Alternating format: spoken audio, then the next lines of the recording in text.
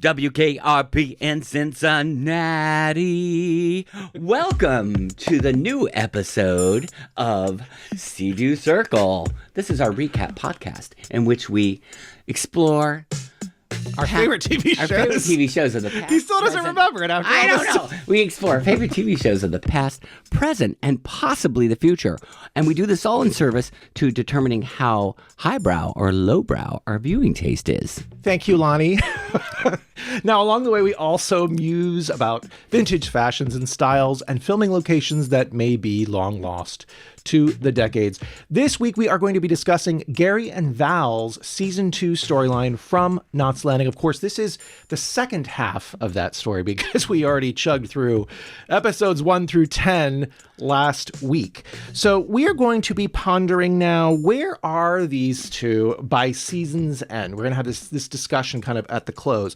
But before we get to that, we do still have another one of our 3 featured episodes that focus on Gary and Val, and that is The Loudest Word. When we get to that episode, we will be joined once again by Diane Letulier, who you may know as the creator and moderator of the Facebook group Knots Landing Chronicles, as well as Knots Landing Recipes and Memories. Yes, the cookbook that she compiled and edited that includes recipes from some of the cast members from Knots Landing. If you'd like to order that, you can contact Diane using the information that I'm going to put right there. Now, I guess we should just get into the discussion. Why waste any more time, right? Where we last left off in episode 10, Gary and Val were walking down the beach after it was revealed, actually, Judy Trent is the one who revealed it explicitly to Val, that she and Gary were having an affair. So this is where we're moving forward. We have a scene actually in the foyer of the Ewings. This is in episode 12, by the way. They don't really have anything going on in episode 11. Yeah, so episode 11, we're skipping. This is now players, and we have Gary saying adieu to Val in the foyer because he's going to an AA meeting. And I think he's feeling a little nervous, wondering if Val trusts him after all the things that have recently gone down. And she says, oh yeah, don't worry, nothing's changed. Yeah, which I always find this a little weird. We have a real dramatic, terrible thing that happens between the couple. And then she pretty much lets him off the hook immediately. And this is a pattern we will see all through this season and probably into the future seasons as well. Yes. So now Karen comes over because she's actually dealing with her own issue, which we have not discussed this episode really much at all, but we will in the Sid episode. This is the episode in which little Linda, Grease Monkey Linda, is following Sid around. And so Karen is confiding in Val about the situation. Yeah. And Val lets it out that Gary did have the affair with Judy. So this is the first time that the friends are aware that the situation's What do you going think on. about that? Isn't that a little surprising to okay, obviously they saw, right? Sid and Karen kind of saw that Yeah, they argument. saw something going down. But I do think, for me, it just shows that strong friendship that she has with Karen. It's a beautiful scene there in the kitchen. They have used a lot of really intense close-ups and also this nice 2-shot of the two of them, which is really lovely. What is the most tragic part of this is when she tells this to Karen, she says that she felt like she had almost died. I know. I felt very bad for her as a character. And she said, I think the worst part about it was realizing that Gary wanted someone else. Now, what Val doesn't know is kind of this explanation that was revealed when Gary spoke to Judy and called it off, which was that he was looking for somebody that could depend on him instead of it being the other way around, of Gary always depending on her. So I don't know if that conversation's ever going to come for those two, Gary and Val. We'll see as the season progresses and into the next season. But what's really telling here is when Val says to Karen, if I want to keep him, and I still do, I have to learn how to accept it. Well, especially when you keep seeing him taking off his clothes all the time, I can see that she doesn't want to get rid of him. I mean, that's pretty vacuous. Is it vacuous? Sure. But yes. Is it also the truth? Yes, probably. Well, I mean, let's just say we have quite a few take it off. Yeah, we Ted still moments. have more take it off. We got to more go. coming. And I feel like the more we watch, they keep getting a little bit more risque. Let us ask this question perhaps this week. Have you ever stayed with somebody because of the sex? Because of the physical sex? the body, the whatever. I'm sure many people have. Why not? Leave that question in the comments. We'll pin that to the top. Why not? I love the end of this scene, though, because there's, again, this beautiful, sweet moment between these two. And then Karen says, let's go get a pizza. That would be what I would do. Yeah. And I'd be sure it would be a nice New York thin crust. Okay. Somewhere. Can we follow it up with a tub of that triple brownie ice cream? Triple brownie ice cream. Yum. Okay. Now, we're already going to jump into the third of our featured episodes for Gary and Val in season 2 of Knots Landing. And let's go back to our conversation with Diane Letulier. This is The Loudest Word. This is written by Joseph B. Wallenstein, who's actually producer on Hotel. I'm trying to track down this Hotel episode with Claudia Lano. Yeah, we've been looking for that Claudia Lano episode, which is only in German. Directed by Kim Friedman, okay, as the other featured episode. Okay, so this is a storyline involving Gary and Val again, but a kind of a different side to that, although it does have attachments to what we've previously covered, right? So at the hospital, we have a nurse providing this doctor with this file, and it has Val's name on it, and he seems very concerned. And so then he calls Val at home. She's at the kitchen, and I think Karen is already there. And he says basically that he has some test results, and he would like Val to come in and see him. And he suggests that she brings in Gary as well. Yeah. And so Karen is obviously concerned. And I think that's when Val kind of tells her the backstory that she and Gary have been trying to conceive, right? They want to have another child. We discussed that earlier. And that I guess she's been going to this OBGYN who's been trying to give them some tips on how they can best conceive. And then she had found this growth, right? So the growth was taken out. They did a biopsy, and these are the results. So we have later on Gary and Val, they're driving to this doctor's appointment, and Gary is wondering why Val has not discussed this with him. She says something like, oh, well, you were busy. Yeah, you were busy. We know what you were up to. But anyway, she's really confident throughout this whole episode, really, that everything's going to be fine. And he actually feels that way, too, at this time as well. But then in the office, the doctor does tell them that the biopsy turned up malignant. So this is going to require surgery to rectify this situation. Which is they're going to take a piece of the colon out. Yeah. And then, of course, they go into the risks, which are if they have to take too much of that, then she might have to get a colostomy. Right. Which would not be fun. Yeah. This was revealed actually in a scene with Karen again in the kitchen. And again, Val is just being super, super confident. And then as soon as she leaves the room, then Gary's the one who delivers that information. And so it's setting up this tension that this colostomy might become an issue because, let's be honest, it ain't the sexiest thing to be treating somebody with a colostomy. Yeah. If you love someone, then it's not going to matter. And I think this starts affecting the other people in the show as well. They all kind of talk about it. There's that moment with Diana, even where Karen talks to her about it. And then there's a moment with Karen and Sid where they're talking about it. And Sid's very much like, oh, I married you. I married the person. I'm not marrying the condition. And so I would be totally fine with it. And Karen is just worried that maybe Gary won't be. She knows. Right. So I love this scene, though, when they're driving to the hospital for the procedure. And again, Val is just super confident. She's already done all the chores that are going to need to be done while she's in the hospital. She's like, I've pressed all of your clothes. I've squeezed enough orange juice. I froze a meatloaf for you. Yeah, no, I don't know. That meatloaf again. No, she squeezed the orange juice. We know that this is his favorite drink. Okay. Like he is always drinking that orange juice. So then Gary kind of says to her, I wish I had been there for you during all of this. And again, Val's reassuring him. No, she's like, you are here for me now, and that's all that matters, and everything's going to be fine. So don't worry. All right. So now at the hospital, we have the doctor saying to them, hey, if you have any questions, this is the time to ask them. If you want to get a second opinion, let's do that. And Val is just very assured of what's going on, that everything's going to be fine. She's like, no, don't worry about it. And then he says, okay, well, let me give you this reading material.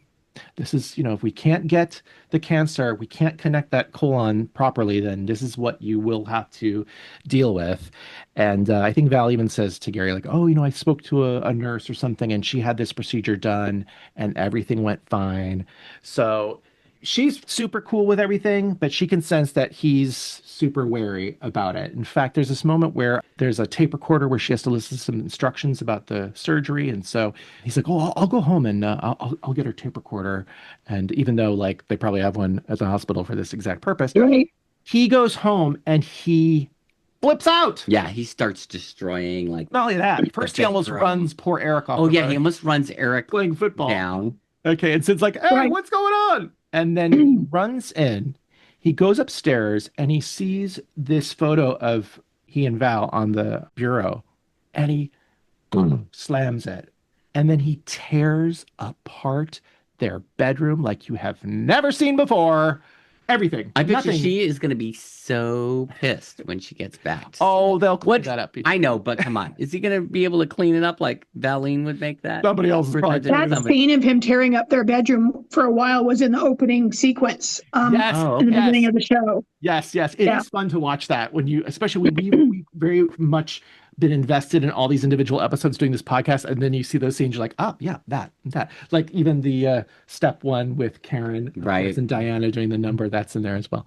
All right, Right. so this kind of all stops when he collapses to the ground and he sees the phone and he picks up and he calls his mom. And he's just sobbing to her and saying, oh my gosh, I don't know if I can do this. I don't know if I can do this. It's Val, something like that. And meanwhile, Sid is downstairs hearing all this ruckus. There's this really funny moment where he shouts at him or whatever, and then he jump kicks the door. But Yes. of course, they're editing it between Right. the on location and the studio, and you can tell it is not the same, but it's okay. Right. You know, in that moment, we can excuse it. So he goes up there, and then Karen also joins as well. And there is a really great scene here where Gary just shows how guilty he's feeling now about what had happened previously in this season, right? He's like, Right. it should have been me, you know, and Yeah. Karen and Sid know, because remember, Right. They they were there at that dinner. They when were it there was at the revealed. dinner. But I think it's interesting because Sid now takes on this role again where he's like, hey, listen, you know, just take it like you do your work with AA. Take it one step at a time. We don't Right. know that Val's going to have cancer. We don't know that she's going to require a colostomy after this. Let's just take it one step at a time. And I think that Right. gives him at least some support in that moment, because that was like full on rage, wouldn't you say? Yeah. Yes. And then we have Gary arriving back at the hospital, and Val's doing some pre-surgery exercises, I guess. And then we have the ladies from Knots Landing showing up for a visit, right? This is Laura, Karen, and surprisingly, Abby. And it's just, again, this moment where Val is really showing how strong she is in front of them. But as soon as they leave, because I guess she has to start getting ready, Karen kind of lingers and she says, Val, I love you. And then it's kind of like behind a partially closed door, and then Val just loses it. Oh. It's really touching. I have to say, Joan Van Ark in all of these episodes, she is so good. Her role, I would often say, at least in these first seasons, is more subtle. Obviously, she gets a little bit more juicy stuff later on, but even in her subtlety, she's so good at Yeah, delivering. she's such a these great moments. actress. I mean, you always, Absolutely. even going back to that last episode too, it's just like all those really heartfelt moments. I can't help but sit there and start crying because it's like you feel it, you know. So she's really good. Us knowing her backstory, what a tragedy that life is, and how much of the stuff with her mother as well. She's carrying so much with her all along. Yes. And as an actress, for her to be able to turn on crying, or, Michelle Lee or whoever, you have to go to a place. I'm not an actress, but you have to go to a place to be able to turn on hysteria or sobbing like that. That's not fake. Yeah. Right. And how emotionally draining that is after a scene like that, where you just want to like go to sleep for a couple hours because Right. you're Yeah. so, Can you you imagine have- that preparation for that scene, that day, like how do you have to get into that moment and then have to do it over and over and over again, because Right. they're doing the wide shot, they're doing the coverage this way, they're doing the coverage this way. That is Yeah. a lot to have to go through. Yes. Now, Miss Ellie has obviously let the family back in Dallas know what is going on. And so in a surprise scene here, we have Bobby showing up to give his support and his family's love and support to Val. It's great to see him. I think the use of him here feels really solid, where sometimes these Right. crossovers don't solid. Right. I love the fact I saw an interview with Ted Shackelford. He says, they asked him, "Oh, so were you familiar with Dallas? Did you?" He's like, "Oh no, I never watched it."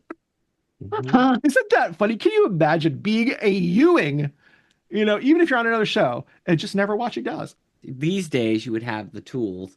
Like Yeah, if you're doing true. some show, you'd be like, well, okay, I can go Watch watch the on clip. Yeah, YouTube or yeah. whatever, but like Back in the day, you'd have to actually be there and watch live Right. when you'd it have to comes up. be Exactly. home to watch it and maybe Right.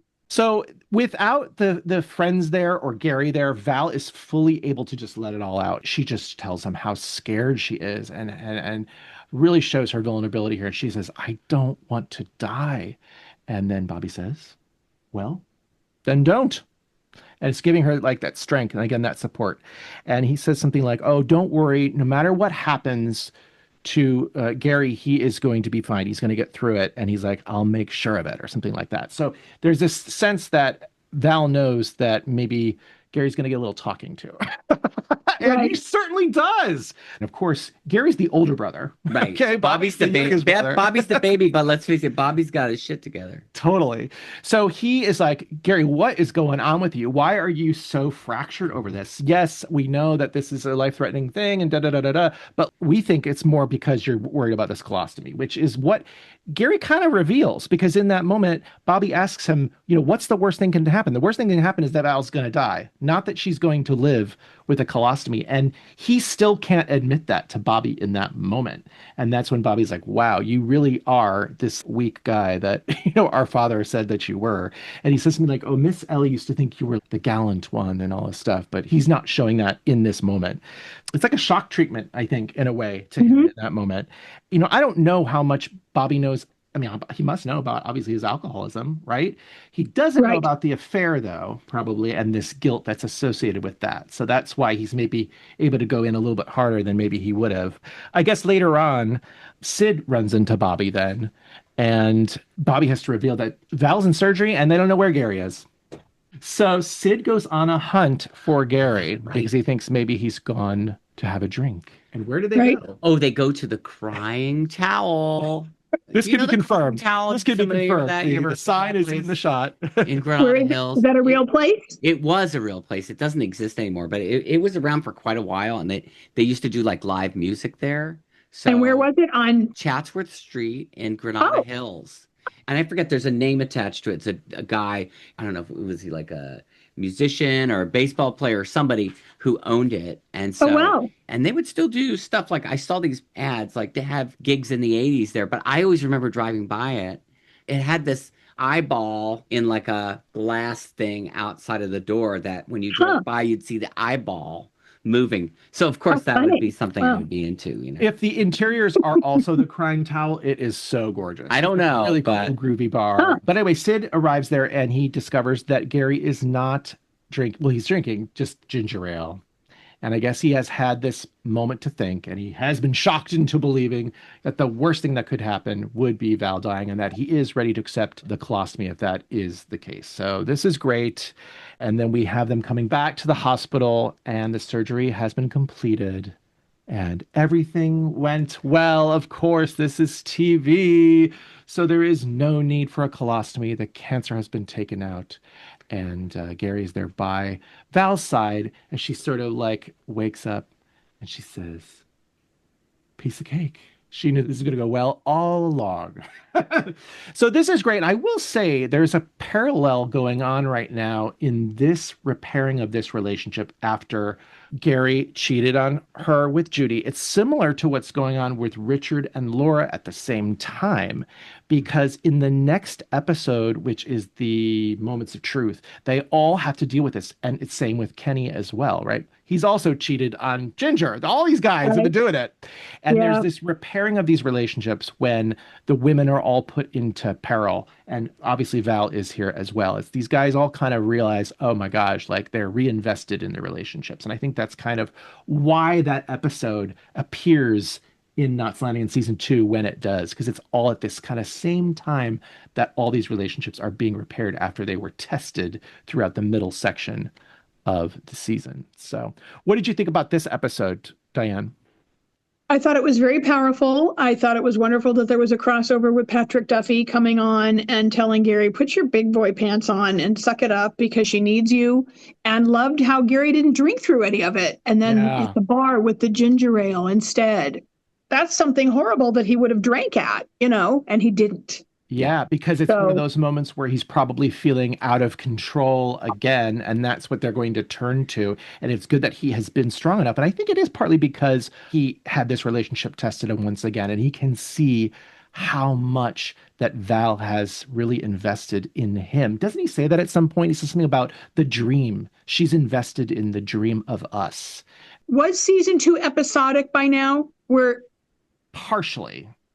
Because you mentioned going into the next episode where the couples are dealing with this sort of thing. So that, made me feel like, okay, now it's becoming more and more serialized rather than just a one contained episode where it leads into, okay, let's talk about the other cheaters in the cul-de-sac kind of thing. Yeah. Well, I think it's interesting when we've been pulling the episodes apart character by character, we see the same pattern going on, whether it's the Ginger and Kenny, the Richard and Laura, and the Gary and Val. And it's interesting how they all sort of arc into moments of truth where the women are all in peril and the guys are all sort of helpless. Yeah. And they really have to come to terms with how terrible they've been all season long. Yeah. Right. Oh, geez. I mean, it is interesting because, when you're looking at it this way, too, you do see how clever the writing is. I mean, it's very intricate. It's so intricate. And that's intricate down to every single line, whether it's about the orange juice or that other line that was repeated in the Richard Laura. So really good job. And I think that the Gary and Val stuff has been really interesting to watch because we are seeing this character building for them that's going to carry on into further seasons, which is great. But in that moment, it's still really good drama individually, episode by episode as well. Anyway, we wanted to thank you, Diane, for joining us on these 3 featured episodes. And again, you can always find Diane over on Facebook, where she has her Not Slanting group. It's called Not Slanting Chronicles. I'm sure you're aware of it at this point if you're a fan of Not Slanting. Thank you so much, guys. The cookbook as well, which we didn't mention on camera. She has a cookbook called Not Slanting Recipes and Memories, and you can check it out. We'll put the link in there. Thank you. Yeah. All right. Well, good to see you. Thank you so much for having me. Week, and thanks for all your insight on these episodes. All right. Take care. Thank you. Have Bye. a good weekend. You too. I really appreciate it. Thank you.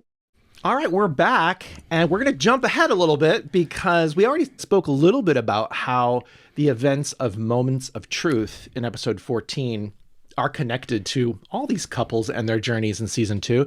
But, Gary and Val don't really make an appearance so much in episode 15. They're there just more to sort of be a mirror to what's going on with Eric and all that stuff. So now we're going to jump ahead to episode 16, which we've already featured actually in our Richard and Laura podcast, but we didn't talk at all about the Gary and Val stuff. Really, this is more of a Val episode, right?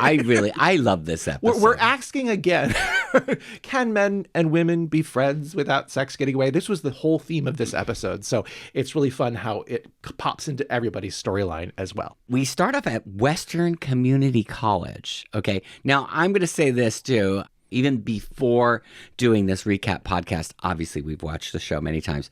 Every time I watch this, it's so familiar to me. And I mean, I can't completely confirm, but I'm pretty certain that it was Cal State Northridge, which I went to for, 3 years?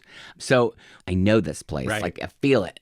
Yeah, there's that great shot in the very first scene, I think, where Val is walking with some other fellow student who probably has a name, but I didn't write it down. Right, it's like there's like a walkway. Yeah. And that's the first thing where I initially was like, I know this place. Yeah.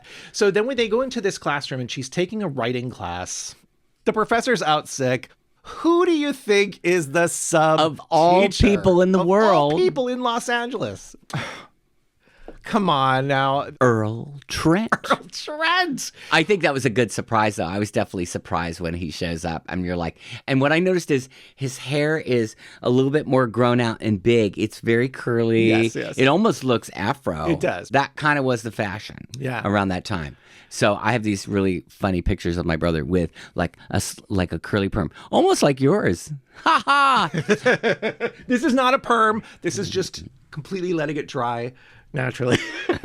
All right. So this is great because when Val sees Earl writing the name on the chalkboard, she is just like, oh. And I agree. This is a surprise for Val, but also for the audience, because already we're thinking, oh, that story's done and buried because Gary's already shut it down with Judy and we haven't seen Earl for, a couple episodes.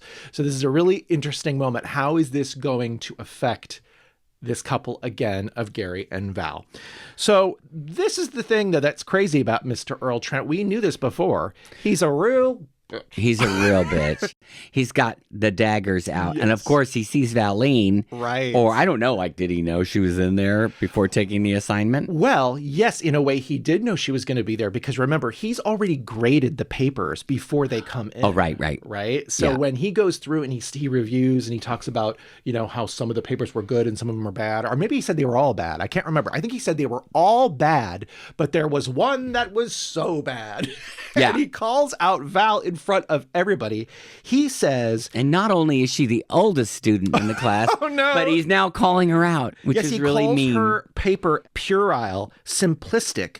He says that it includes sentences that seem stitched together with glue. He says good stories should have believable characters and should hold our interest. Apparently Val's does not have either of those. So obviously she's so crushed. She's humiliated in front of everybody, right? Like you said, terrible. She's the oldest one in class, or she perceives herself as that. I think she starts crying. Yeah. Right? She leaves the room. Yeah, she leaves the room. It's a heartbreaking moment because you feel like, God, she doesn't deserve this. Already, her husband cheated on her. One in all this. Right. But doesn't he run after her? Well, no. Later. No, what he does is he stalks her. That's right, in the library. It's crazy. And you know what's weird? That's another moment. I'm pretty sure I know this library too. Okay. I guess libraries all do look the same, but we have Earl literally stalking through the stacks, and he spots Val, and he comes up to her, and of course she's like, "Oh God, this." It is definitely a little bit like a horror movie. It's a little creepy. It's actually maybe some foreshadowing for what's going to happen later. Ooh. But anyway, Earl does sit down with Val, and he tells her that actually she does have talent, and he was only doing that as an exercise to see how well she could take criticism, which I'm like, really? But okay, maybe what you're saying is true. Earl is harboring some grudges. So Val is a tool for him to sort of explore those demons, and he will. He sure will. Earl tells Val that Judy has left him and that she has moved back to New York. And then Earl asks about Gary. I mean, of course he does. Of course he asks about Gary. He asks Val to tell him that he said hi. Yeah.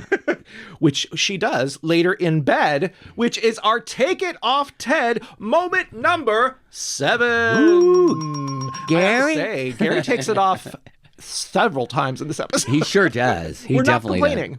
So in this scene, it's basically Val talking about the fact that she saw Earl, and Gary's immediately on edge about this whole situation.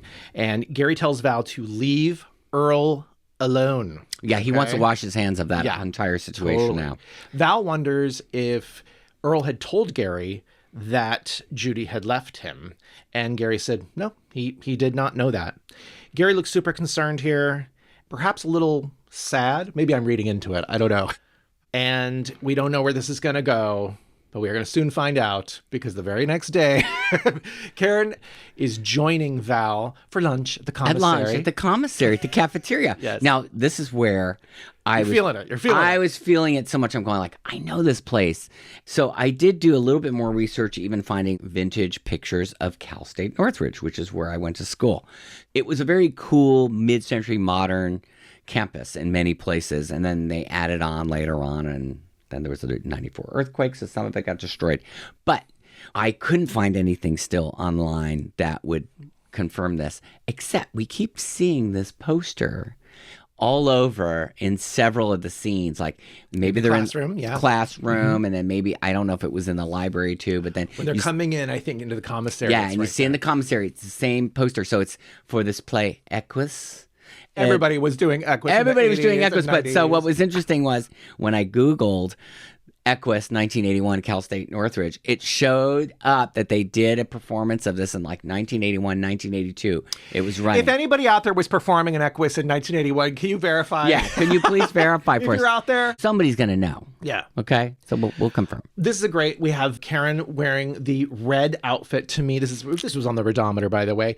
This is where she looks a lot like Violet Newstead. And actually in an earlier scene in this episode that had to do with Laura and Richard, she was wearing the other kind of Violet Newstead look. And of course, the timing of that would make sense because 9 to 5 came out right around this time, or was produced around this time. So I definitely think there's a connection there. And Karen would definitely be the Violet Newstead of the Knots Landing cast. But in this scene, we have Earl talking to Val and saying how he really would like to help her with her writing. He could be like her writing coach. And so this is now Val going against what Gary is wishing here, because Earl is seeing real talent and now she is going to get more involved with him, even though it is not something that Gary wants. Now, are we going to talk about her look? Oh, we need to talk about that look. Oh my God. So Valene's got these amazing cornrows. No, they're not cornrows. It's braids. Or braids with feathers, But like red several feathers. braids. You're probably not old enough to remember this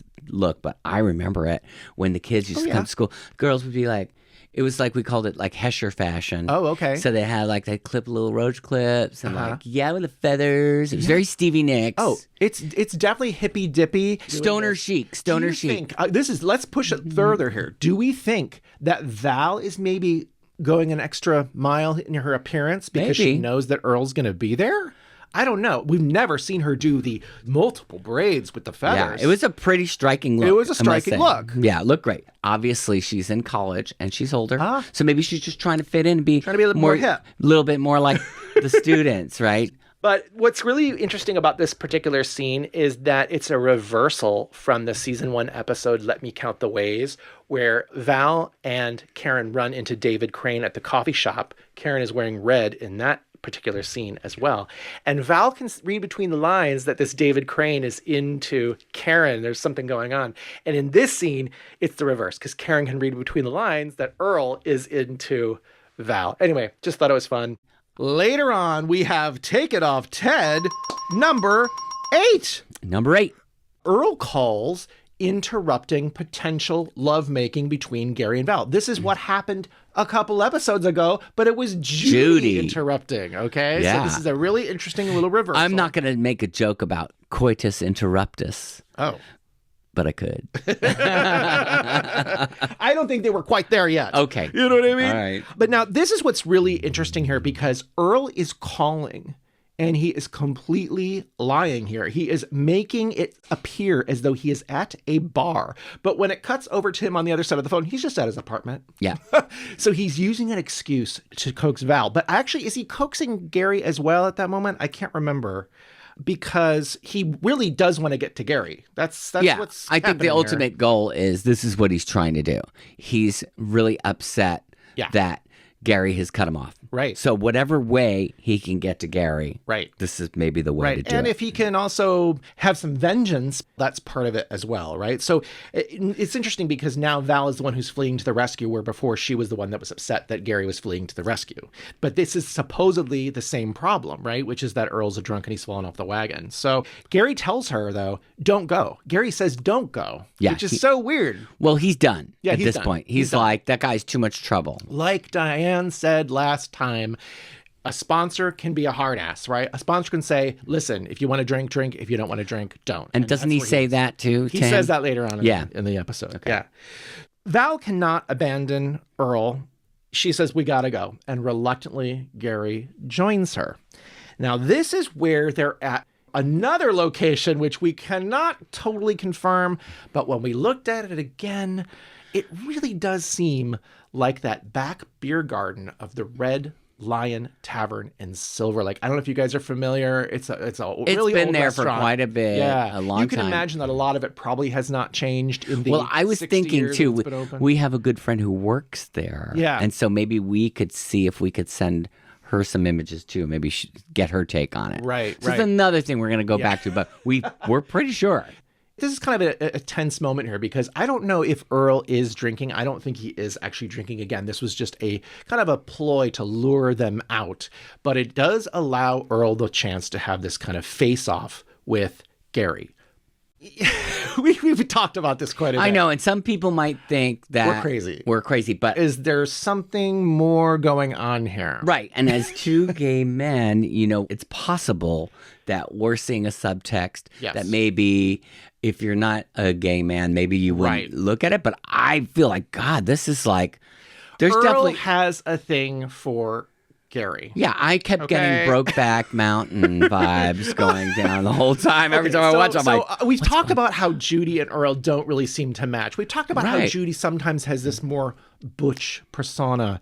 And we've talked about how Earl is camp as a row oh, of he's tents. very camp. I mean, Okay. really. I don't want to generalize, but there are sometimes gay men who can be a little bitchy. You know what I mean? It's like bitter. He strikes me as a bitter queen. Bitter queen, yeah. So that's what I would say. Now, and back in the 80s, you might have a relationship, even sometimes today. Oh, you it have was not relationships where people are they have their beards or whatever. We've or met who knows. plenty of them, You haven't know, we? You know it. So to us, I think, when we watch this episode in particular, there's these glances to Gary from Earl that are almost sad and yearning in a romantic way. Now, we talked about the role of the sponsor in the relationship, how that can be very tight, and you can Right. depend on your sponsor. If you are the drunk, you're depending on them to kind of keep you in line. So that could be definitely part of it. But to me, it really is about Earl trying to find out why Gary has abandoned him. He misses Gary. Yeah, He I mean, misses him in his life. Who wouldn't miss him? Yeah, who wouldn't miss that? Woo-woo, baby. We already talked about how Val is, she's been hypnotized by that body. Yeah, and so has Earl. So is I don't know. That's our take on it. That's our take on it. You might think there's even a moment where in that scene where Val looks between the two and is like, Oh, yeah. what's going on Yeah, here? she's like, what is happening here? God, if any of the ladies would ever come on our show, or especially Val, Joan Van Ark. I would love to ask her if she recalls that. Yeah, this would be interesting to This ask would be a about because fun this is one. a lesser storyline that people Yeah. don't really talk about more. So it would be interesting to get. It's a storyline only two gay men could love. would really appreciate it. So in this moment, we have really Earl kind of challenging Gary and saying, well, wow, your abandonment of me seems to be timed with my wife going to New York. In other words, he's like saying, oh, were you really only befriending me because you were shagging my wife? And then he says to Earl, no, I'm just sick of your yo-yo game, right? And that's when he says that line. If you want to drink, drink. If you Right. don't. At this point, Earl's feeling like, wow, okay, he's really hurt me. He's really abandoned me. And this makes him go a little nuts, okay? Yep. Now, the next day at lunch, we have Val and Earl again. They're sitting down maybe talking about Back at the calf. Right, back at the Back at the cafeteria. calf, Yes. mate. And they're kind of dancing around this Judy factor, right? And I think Earl finally does say to Val, did you know that Judy and Gary were having a relationship? And Val says, yeah, she knew. She Yeah. knew. So, ooh. All Cat's out of the bag Cat is now. out of the bag. All right. Now, the following day, we have Val in the kitchen with Gary. She's wearing this magenta or fuchsia peasant look, one of her peasant looks. Really cute. Peasant chic. It's peasant chic. It's like soft fabrics, but bold colors. It's really cool. Anyway, she tells Gary that Earl has invited her over to his apartment to work on the short story because he thinks there's a chance that she could get it published. Yeah. She's got talent. Interesting. And that is really foreshadowing for the future. That's what I'm saying. Do because we know, is this the beginning of Capricorn Crude? It could be the beginning of Capricorn Crude. Who knows? Gary cannot believe that she is going over to this man's apartment or that she would be so naive to even believe what he is selling her. And she gets pissed off. She's like, what, you don't think that I could actually have talent? And so that makes her a little bit more emboldened to be like, I'm out of here, buddy. See ya. At Earl's apartment, things get weird, bizarre. Pretty quickly. Real quick. Yeah. Valene doesn't notice that Earl double locks the door, which are like, oh, here we go. We're getting into one of these kind of stories. Yeah, this is more like horror territory again. Like, what is going to go on here? And I think he starts talking to her about her story, right? Yeah. What does he say about that? Oh, well, he mentions a new ending for her story. And she gets irritated because she's like, well, that's not how the story ended. And then he says, real life doesn't always bring about a good story. So he was being, kind Well, of... I think he's probably also intimating that they can change their story, right? Because what this is all building up to is that he feels that Gary has abandoned him and he's really hurt the both of them by sleeping with Judy. And so he suggests inappropriately that they sleep together. Right, they should sleep retribution. together. Retribution, shagging. And she is like, I could never do that. And he asks, what? Is the thought of me as a lover so strange? Is the thought of me as a lover so strange? It's like, well, if you're talking like that and looking like that. Yeah, the audience says yes. Come on, she's used to Gary. Come on, he is no Gary. He's kind of cute, though. Yeah, he I'll can be give him cute that. at times. He can be charming. That's the thing. He can be Kinda charming. like Richard. He can be charming. He does have kind of a good look in some of the scenes, too. So I'm not, like, trying to diss him. Yeah. And he's a good actor. And he's no longer with us, Paul Ryan Rudd. That's how you differentiate him. He passed in the last 2010, I think. 10, 15 years. Yeah. Something like that. As this scene kind of escalates, we actually have Gary calling to check up on Val, much in the same way that Val called Judy to check in on Gary in that episode. So it's another kind of little turnaround. But of course, Mr. Trent has taken the phone off the hook or unplugged the phone, so Gary cannot get through. And the drama starts escalating. It's really, really over the top because he actually starts manhandling Val to the point where she says, you're hurting me. And this is crazy because she's saying, I'm going to scream. If you don't let go of me, I'm going to scream. And he's turned the stereo up. And then he realizes what he's doing in this moment, and then he finally kind of lets. Yeah, and he doesn't go through with it. He breaks down, doesn't he? Start crying. He starts really He's like crying. completely reached fever pitch. He's now a hot mess. Yeah, he tells Val that he needs help, which I think is great. And again, that's kind of where I'm looking at some subtext here, right? This is a part of his life that maybe he's not fully explored yet or come to terms with, I think. And that could contribute to his alcoholism too. If this were written in 2025, this would be the underlying cause of everything. What? That he's gay? Yes! Oh, okay. Because he has been creating all of these reasons to keep Gary in his orbit, even beyond him getting sober, right? Yeah. Anyway, Gary arrives. Here he is, Mr. Prince Valiant once again. Prince Valiant shows up with that blonde, kind of Valiant hairstyle. Yes. But, this is, again, Earl trying to make Gary feel jealous that he's been spending this time with Val, and Gary just does not buy it. Yeah, he can tell. Yeah. He does apologize, though. And again, this is why I think, in a way, it is the subtext is there, because even Gary, the character, can see this. And he knows, oh, gosh, this guy is like more close to me than he should be necessarily in this relationship. So he apologizes to Earl. He tells him that he did not force Judy to betray Earl. He doesn't want Earl to think that he did this maliciously. Right. She had just as much choice to do this as he did, right? So he says, your marriage was falling apart before you ever even met me. He says, I'm sorry I let you down, but you have to look at yourself. It's the only way you'll ever grow from this.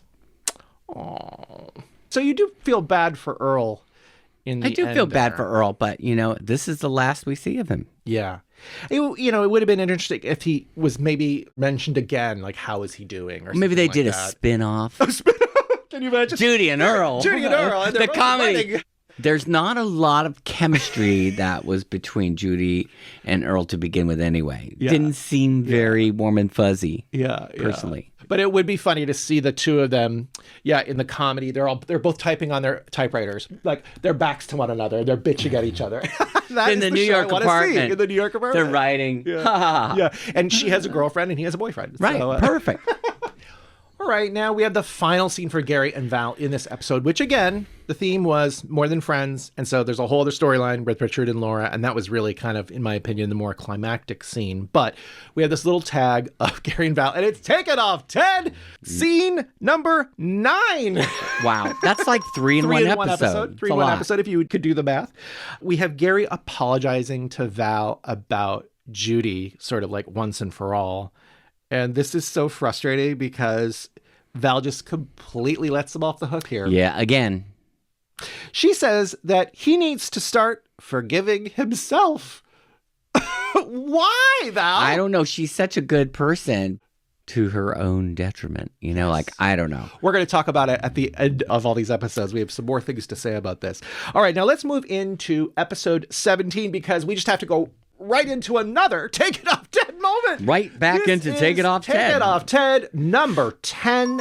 We have Gary sort of pondering and repose to Val about Abby's suggestion. So now we have to kind of go back to this other world, the not sliding motors. Because remember, Gary's not just been a dog with Val, he's also been trashing his friendship with Sid all season long. Right. Double dealing. Yeah, so he ponders to Val Abby's suggestion that he and she patent Sid's engine without his knowledge. She's such a sweet sister, isn't she? Yeah, it's crazy. So Val, of course, being the moral center of this show, or at least in this relationship, she says, that doesn't sound right, Gary. It may not even be legal. Gary's, he says like, oh, it was just a thought. Yeah, I was like, well, that thought needs to go away. Yes. I think he does actually stand by what Val suggests. Val says, you need to honor and respect Sid's ultimate decision, no matter what it is. So I think later on there is a scene where he talks to Abby again, and then he's like, I don't want to do this, but Abby says, well, I'm still going to do it. Sorry. Yeah, she's just thinking about the Benjis. Yes. All right. Now, we are already into the final episode of the season. This is Squeeze Play. This was a two-parter. And I can't believe I'm going to say this, but we got another Take It Off Ted.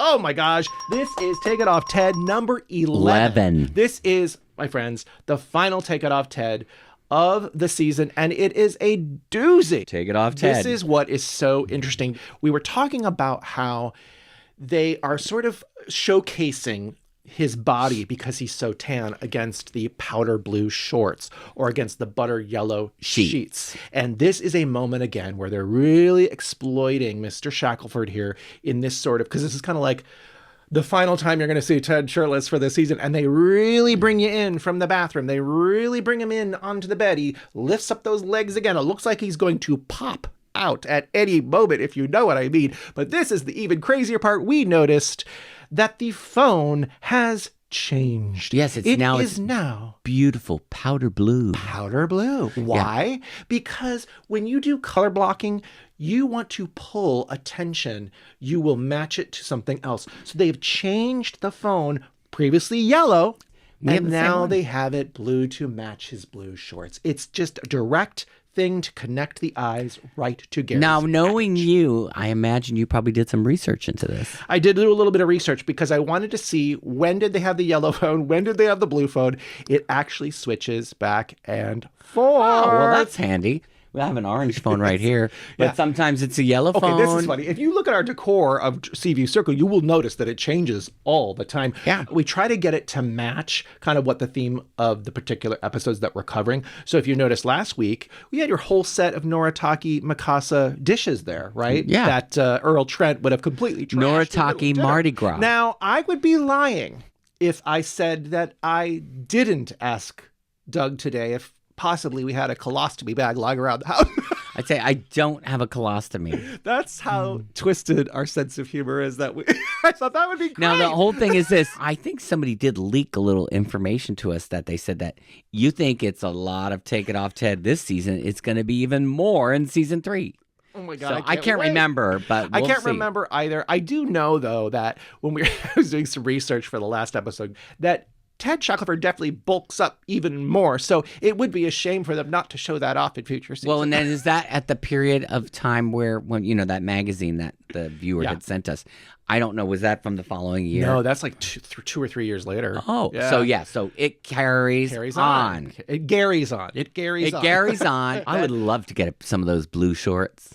Wonder if you can find them. They look like they're Janssen. Do you know the brand Janssen? Yes, I remember Janssen. They kind of remind me of a Janssen bathing suit. We'll have to do some research on that. These shorts are obviously carried through into season 3 as well. And there's actually an artist who contributed to Diane's book over there. His name is James Gierzak.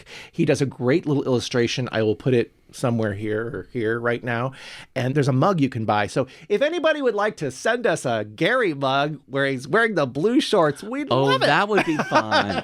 That would be a special mug. That would be a good I'll be addition. taking my coffee every morning in that Ted mug. All right, so this is following that moment where Sid and Karen and Richard have gone through Abby's books and they've found all the dirty dealings. So the phone call comes in on that powder blue phone.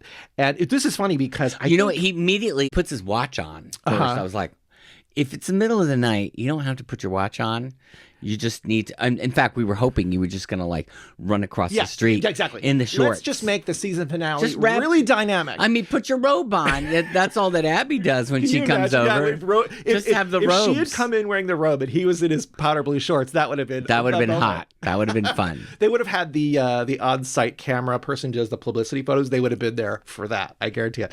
All right. So in this moment, when the phone rings, it's actually Sid, and Gary already still has not told Val any of the stuff that's going on. So when Sid says, "Get the fuck," wait, can I say that? Get over here now. Get over here now. Pretty much. She's like, "What's wrong?" And he's like, "I don't want to talk about it." Now, what's funny is she's reading a book. I don't know if you noticed. Oh, Crime and Punishment. That is so funny. That was a John Plachette. Because he wrote this episode. Yeah, so of course he must have slipped that in. Oh, gosh. Okay, so it is time to face the music. He goes over to the Fairgates, and we have that whole group scene again where it's kind of all revealed who did what.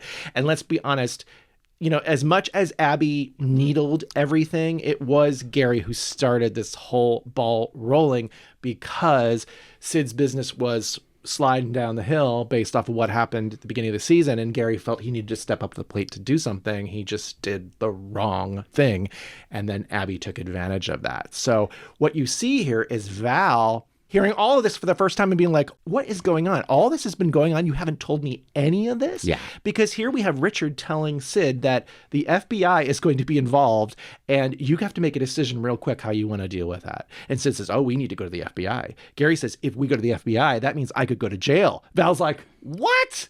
Yeah, it's really bad. I mean, at this point, with all the other shenanigans, and you find out that your husband's doing this too, I think it would be time to kick him to the curb. No chiseled chest is worth this. No. Is it? No. You're gonna let us know in the comments. Jailbird husband. Yeah.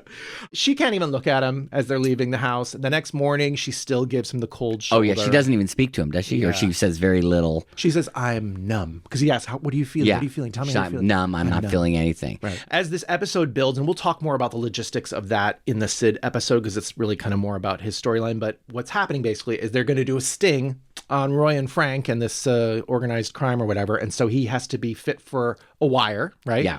Val is just like, she's like, I can't believe my life has come to this. Here we go. We have all this stuff with Judy, and now we've got all this that I have to deal with. Like, what happened to my poor, sweet little Gary? Sweet little Gary's not so sweet anymore, is he? So Val finally says, this is, I think, 2 days later, she finally unloads her anger to Gary. And Gary asks, why are you so upset? And I was like, what? He can't see why she would be upset? Because he thinks that it's something else. He's not thinking about the marriage. That's really his problem. He's never thinking about how good he has it with Val, how much she has given him. As the character, it really dumbs the character down, too. Yes. Because you think, like, are you really that stupid? Right. Because Ted Shackelford is not stupid. He's a smart guy. I will say, but it's just funny. He has to play that role. You'd be like, you are you could really almost forgive him that he's wearing a wire and he's about to go do something that is potentially very dangerous. But still, when your wife is saying this stuff to you, like, you should stop and listen, and you shouldn't be such a jerk, because he is very much a jerk in this moment, right? Val asks, how could you do this to Sid and Karen? They are our best friends here in Knots Landing. But she's more upset because he did not come to her with any of this, right? He never leaned on her, asked for her opinion, asked for her help, completely shut her out of all the stuff that was going on. Yeah. She says, why didn't you come to me?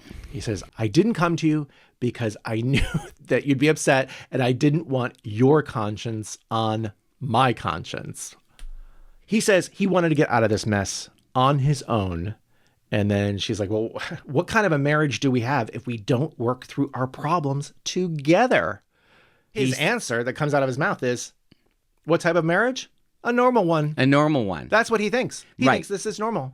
Yeah, well. Gary, maybe coming from the Ewing household, Yeah, maybe. Which is so completely tumultuous, that this is normal. But it's not normal to be completely shutting out your wife and lying to her repeatedly. She gave him so many opportunities to, she said, what is going on with you? What are you not telling me? Well, it's going to be a pattern that just continues, isn't it? He's done this all through the whole season with, the past indiscretions. Yeah. And here we go again. So he never learns. Yeah. So he goes to leave, but she's still upset that the two of them have grown so far apart this season in so many different situations. And Val is worried for Gary, right? She's worried what's going to happen. She says, gosh, you're going to leave right now and I have no idea what's going to happen to you. And I think that does kind of stop him. But he says that he has no choice. He has to go. So they finally hug. You can tell that she still loves him. There's still that Val, undeniable, unbreakable love. But you just think, what is it going to take? The struggle continues. That's all I can say. It's going to continue. The push-pull of the volatile marriage between the two beautiful blondes. Well, and the fact that they were, let's say, childhood youthful sweethearts, right? Yeah. It's a bond.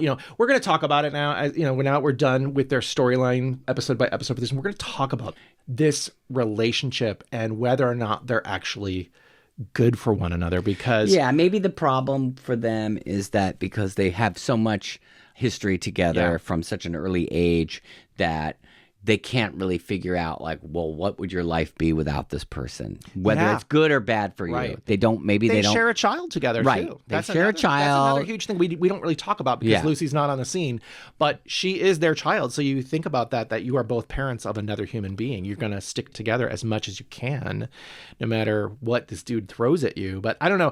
I feel like in certain situations, she's forgiven Gary this season.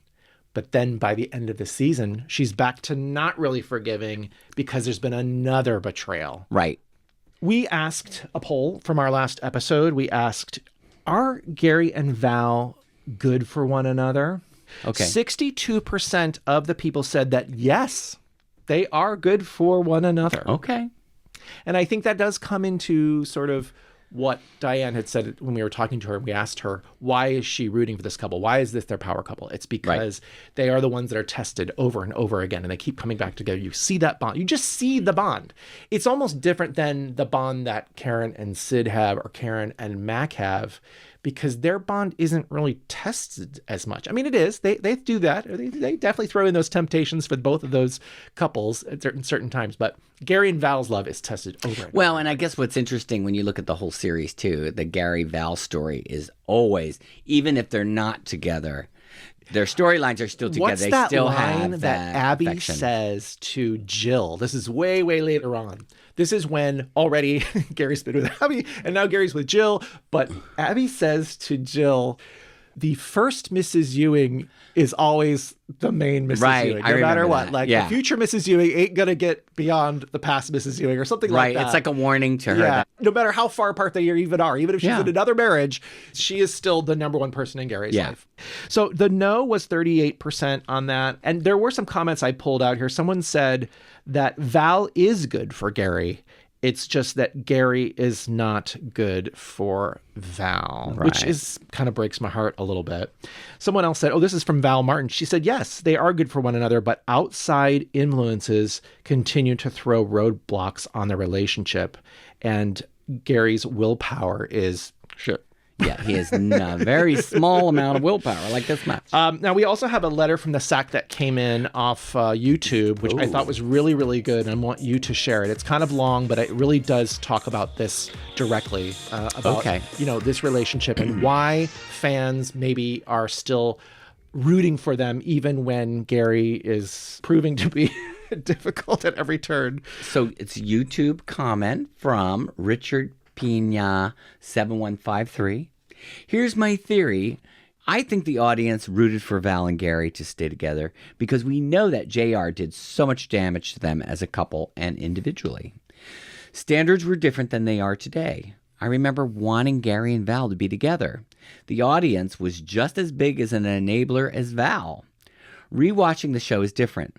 We no longer have weekly doses of JR, Alexis, and Angela. Compared to them, Gary was not so bad.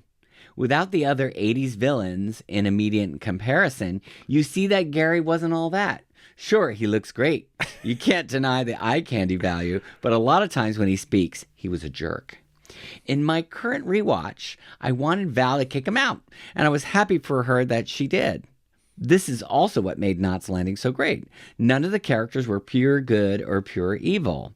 On Dallas, Pam was always so perfect. On Dynasty, Crystal was perfect. On Falcon Crest, Maggie was perfect.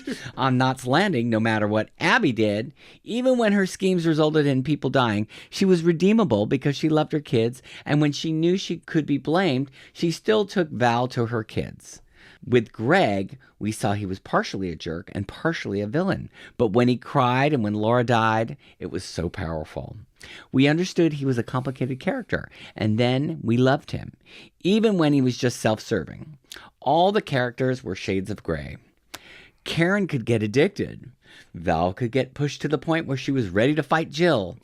I do believe this is why Knots Landing stands up so much better than the other three big soaps.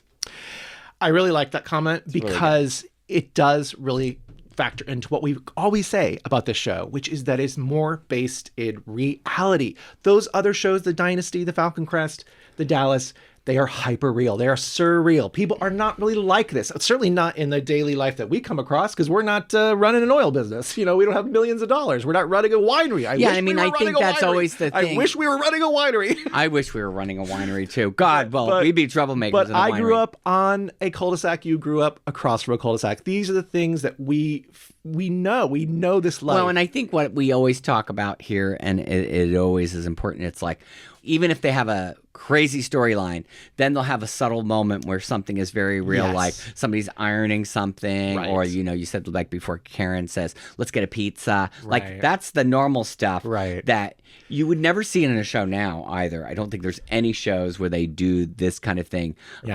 But, you know, that's what makes it refreshing and believable, because you get those elements of reality. And again, I think the other thing we've touched upon when we're watching this show, again, I mean, this time we're watching it much more with a magnifying glass, but when we've watched it other times in our life, you relate to different characters and different things because they're going through situations that are actually relatable. Yeah. It's really amazing how that journey of watching a TV show can change depending on where you are in life. So, yeah, we'll see what happens with Gary and Val. I think we can all agree that they look great together. They sure do. And when they are having a wonderful day together, it's magic. And you just love it so much. Like, I can remember there's this scene on the beach. I can't remember what season it is. They're on the beach and they're just laughing. And it's just this beautiful moment. So those are the moments you cherish. Yeah. And then some of the moments we've seen this season, maybe we're not going to cherish so much, but I'm still looking forward to see what happens with these two moving forward. Now, let's ask this question. Did you have a favorite episode that we covered of the Gary and Val storyline? I know we're going to talk about the Browmeter in just a moment. Well, again, I still love, for the camp value, the episode that we just spoke about, right, with Earl coming back, and the whole, like, it was nice to see Val get a chunky part of that. I think so that's what I really like. Was... And it's a it's high stakes for her. It's more dramatic, right? Yeah. It's rather than just these little pieces of like, oh, here we are, we're arguing again or whatever. And I guess the other episode I really enjoyed too was when they see Judy and Gary together at the restaurant when Abby brings her there. I thought that was a really kind of the beginnings of the real mischievous Abby. I thought that was really like, she's so... You know, I think that's underhand. The funny thing. We're talking about Gary and Val specifically right now, but what's happening through this season is that the Abby influence is creeping in. And the Abby influencer. The Abby influence. She has that moment where she says, "Are you ready for me?" Right? We talked about that, but there's also that moment, I don't know if it's in Designs or Squeeze Play, 17 or 18, where she wraps her hands around Gary's neck. She's wearing that beautiful purple outfit. She's has nothing to really do with the scene necessarily, but she's definitely molding him like clay in her hands at that point, you know, because remember what happens in that episode later on where Gary says in front of Sid that she's lying, but then later on when Sid goes back and says, was Abby really lying? He covers for her. Right, which was really like, dude. Now we all know the wild, bumpy ride that Gary and Abby are going to have in season 3. We're looking forward to that a lot. I'm looking forward to that. It's good because, again, we haven't watched that next season for a while. Yeah, so it'll be fresh. Yeah. It's always... All right, now let's wrap things up here. Let's come in for a landing on these 3 featured episodes. We're going to get right down to the lowest point and find out just how lowbrow or highbrow a show, movie, or series ultimately is. So let's start with the first of the 3 featured episodes. We got to rewind back. Remember last Episode 3. Episode 3, Remember the Good Times. This is the one where they meet the Trents for the first time, and it's Judy and Gary helping Earl through a very rough night. And then there's that moment when Judy pats the coffee off of his shirt, and you know something is going to happen. What did you give that on the Browmeter? I gave it a 3. 3. Okay. When I look back on it again, I do think there was some more highbrow elements towards the end. And we, of course, had the great conversation with Diane Letulier last week where she put into context some of that stuff about the Al-Anon and the AA. At the first viewing, when I watched this again here for this podcast, I gave it a 2.5, right in the middle. Okay.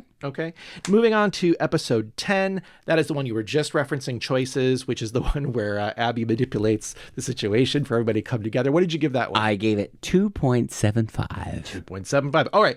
This one, I dropped it down to a 1.75. Wow. Yeah, Okay. I guess there must have been something else going on in the episode that felt lowbrow, because remember, there are other things going on. All right, and now episode 13, which is The Loudest Word. That is the one where Val had the surgery and Bobby came to visit. I gave that one a 3. 3. Okay, that one is a 3.5 for me. Oh, we'll see. Okay, Yes, so we're not always in sync here. We're not always in sync. That's good. That's good. Of course, what's going to happen when we get to the Sid episode, which is the last installment of our season 2 coverage, we're going to tabulate all the scores for all 18 episodes. And I'm very excited about that one. Well, if you want to find out when that episode drops, we want to remind you to subscribe to our and you know YouTube channel. Ringing the little bell. Yes. We'll give you the notifications of when we're going to release a new episode. Plus, if you want to make a comment on YouTube or wherever, it really helps us with the algorithm. It really Free way to brings support us. We really appreciate it. We're not asking for money. We're just asking for a few clicks. Well, you can send us money too on Venmo. If you want to send us money, that's great. We are also looking. Airline tickets. We are also looking for French fans of Knots Landing. French calling fans, all French friends. DM us. We have some questions for you for possible future episodes. Yes. All right. We also want to thank once again Miss Diane Letulier for joining us for the 3 featured episodes. Thank you for all your poignant comment. That was really fantastic. And we want to thank you, the viewers, for hanging in on 2 whole episodes about Gary and Val. We appreciate it. We hope you have a great week ahead of you. And we will see you then. Soon. I did it wrong. No, I'm doing it wrong. You did it wrong. We will see you then. Back on the sack. Bye.